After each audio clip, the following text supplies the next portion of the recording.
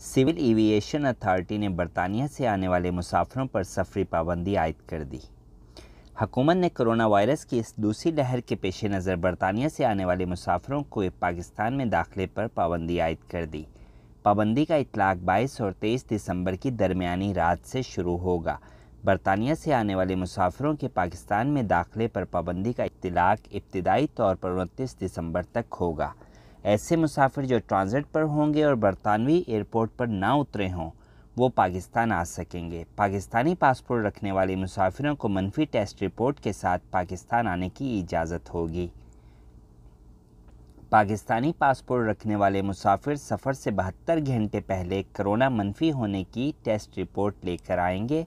बरतानिया से आने वाले पाकिस्तानी मुसाफिरों का एयरपोर्ट पर PCR कोरोना टेस्ट भी किया जाएगा।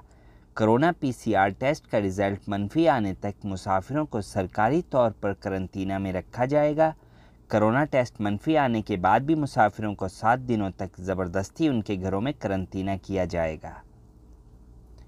गुज़श्ता 7 दिनों के दौरान बरतानिया से आने वाले मुसाफिरों का कोरोना टेस्ट भी किया जाएगा। इस पाबंदी का फ़ैसला national command operation centre NCOC के इजलास में किया गया था।